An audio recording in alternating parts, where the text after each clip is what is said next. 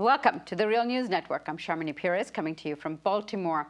Defeating austerity has become the focus of many popular movements and parties today that is garnering the popular vote.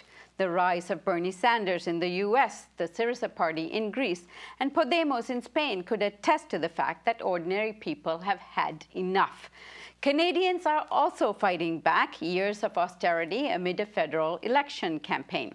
Austerity measures that were popularized under Liberal Prime Minister Paul Martin in the 1990s were deepened under the Harper government, all while cutting taxes to corporations and the rich and rolling back on hard-earned social programs and public services, which have been the cornerstone of the social safety net in Canada.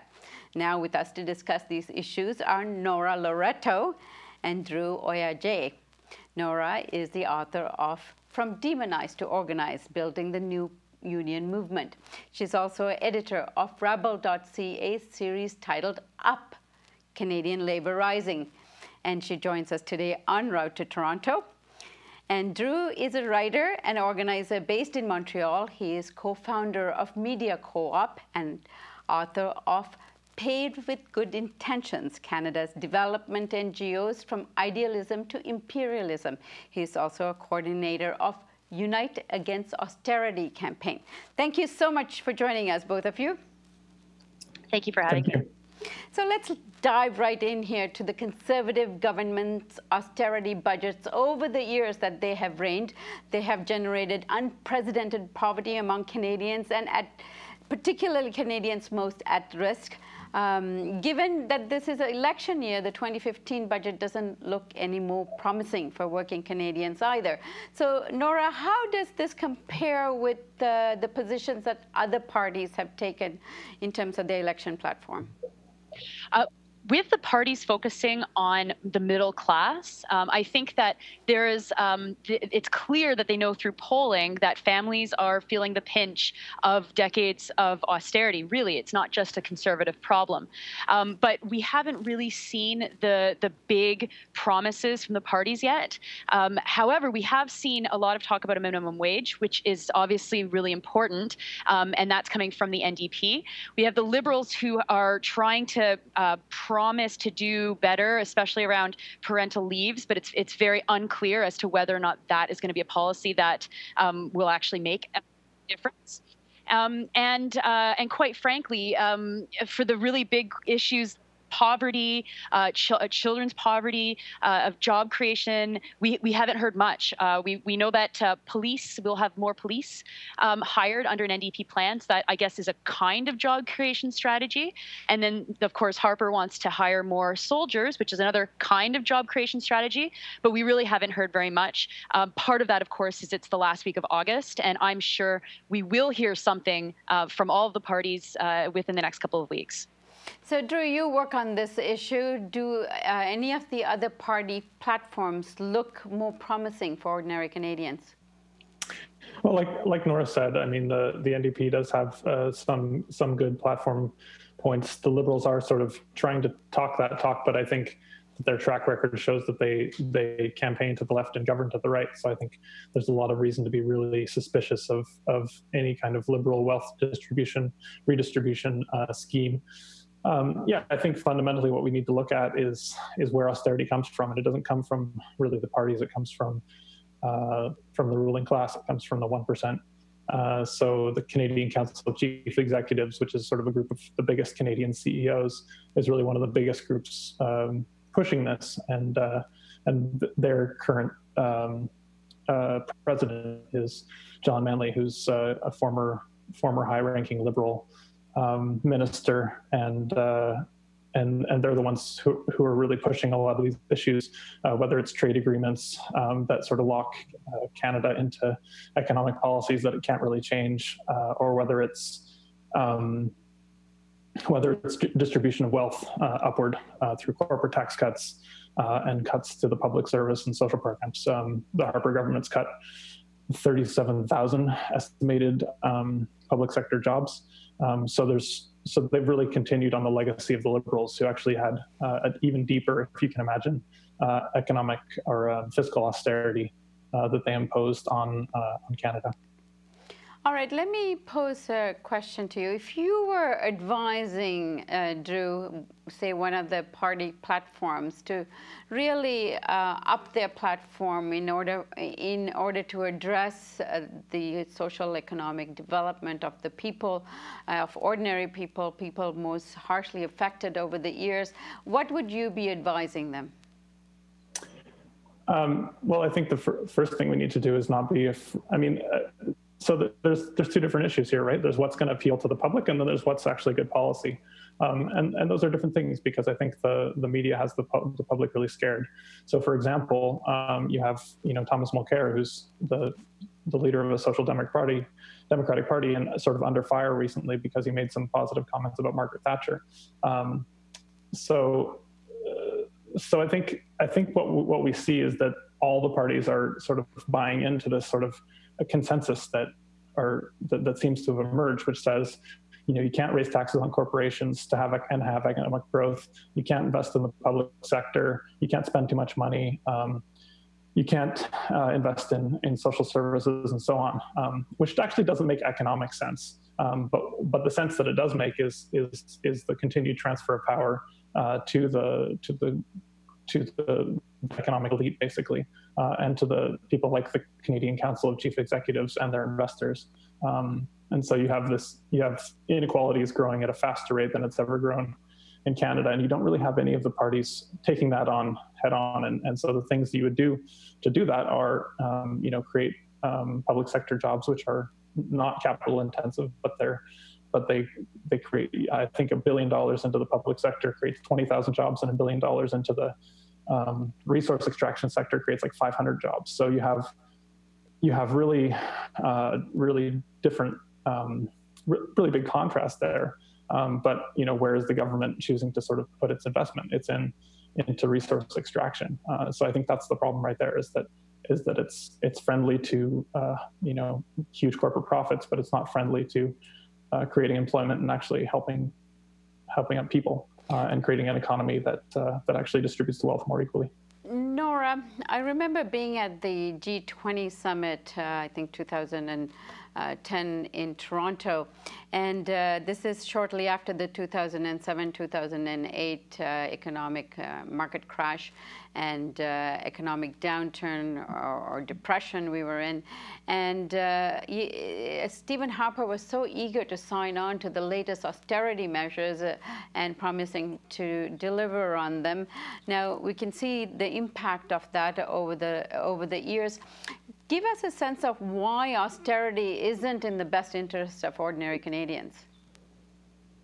I think when you look at the social services that people rely on and the social services that help to redistribute wealth, it's pretty clear that if you are looking to save some money and you decide to take it out of federal transfer payments, which go into social services, healthcare, and education, you're going to hit the people that rely on public services, which is the vast majority of the population. And of course, the need to access those services go up as you go further down the income scale. And so we have a very extreme right-wing federal government right now that has put corporate taxes to an all-time low, while at the same time not increasing the transfer payments to allow for the services to be funded. It's important to keep in mind that in Canada, with the federal system that we have, a lot of the services that people rely on the most are provincially administered and provincially funded. And so the role of the federal government to this really is wealth redistribution. In the areas where they have direct control, First Nations finances is one of them, and the record has been appalling. And you can also look at university level education, where student debt this past May, they allowed it to reach a new ceiling of $24 billion. And so that means that there's an entire generation of young people who are entering the labor force with a collective amount of money owed to the federal government of $24 billion. And so when you look at the impacts on the ground of tightening transfer payments, the Conservatives, if they get reelected, they have already indicated that they will continue to reduce the amount that transfer payments have to grow by, which is an effective cut. And that is just going to make it even more difficult for average people to access healthcare or education. And it will also incentivize the provinces to continue to privatize because austerity at the federal level has been bad, but it's also been really bad at the provincial levels as well.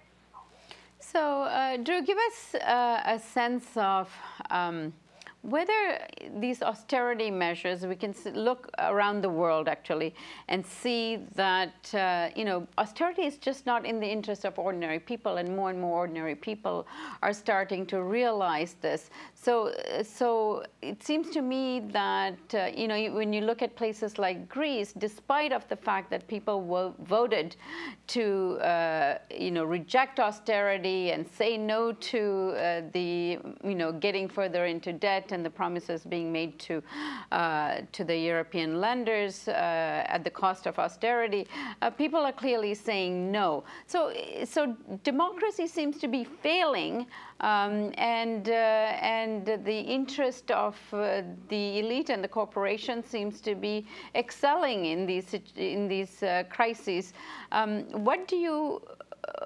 What is specific about the Canadian situation that we can learn from after all these years of Conservative government that we should try to change now? Yeah, I mean, I think it's tricky because I think on one level, the most important thing is right now is to get the Conservatives out of power. Clearly, they are a major problem, and they have been relentless in sort of targeting. Whether it's women or First Nations or migrant workers, they've been really hammering the most vulnerable and transferring wealth to the richest. So they need to go out. But at the same time, I think we need to understand that Canada has a social democracy, or it has a welfare state. It's not abstract how that happened. It's because people fought for it for decades. And so I think we need to find some of that fighting spirit. And I think we need to understand that the economic elites are not going to go out without a fight. They're not going to let go of all these huge subsidies. Austerity is basically subsidizing corporate profits with human misery and environmental destruction. And they're not going to stop doing that until they are overpowered, basically. Nora, when you look at Canada from the south here in the U.S., we see sparks of really well-organized movements building in Quebec among the students, and also the environmental movement taking on the fossil fuel industry and pushing for a change of course when it comes to fossil fuel. But give us a sense of what other social movements are well positioned to take on the austerity agenda here. Yeah, that's really the most important question right now.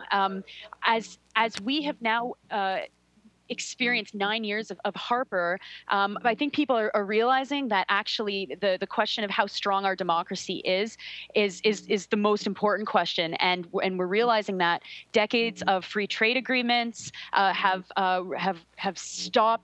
really affected Canadian sovereignty, and that we have a government that is elected in a flawed system, in a system where the minority can elect a majority government, and so that has necessitated the rise of activism outside of the formal structures. And I think that that's where the most exciting social movements almost always are around the world, but certainly in Canada, that's where the most exciting social movements are coming from today. And so young people in Quebec is a really great example of a movement that has been building for decades and managed to topple provincial government during the Maple Spring in 2012. But aside from that, we're also seeing some very inspiring organizing being done in cities and towns and on reserves across Canada through the Idle No More movement for Indigenous sovereignty and Indigenous rights, and of course, those issues are a lot of the issues that Idle No More is talking about are wrapped up into the environmental movement. And so as we've seen the democratic structures be more and more disenfranchising, we have seen a rise of popular movements, which gives me a lot of hope. it's also important to remember that this is an election that has been called under laws that have been changed by the federal government, and under their laws called the Fair Elections Act. This is actually potentially going to disenfranchise thousands of people across Canada, especially young people or students who have changes in the residencies a lot, or poor people who also have changes in the residencies a lot, or who have no fixed address. And so this election is really an amazing symbol of how limited our democratic structures and democratic access has become, while at the same time we have very inspiring extra democratic movements that are engaged in this election work, but that will continue to be engaged past October 19th as well. Nora Loreto and Drew Oyajay, I thank you both for joining us today. Thank you. And thank you for joining us on the Real News Network.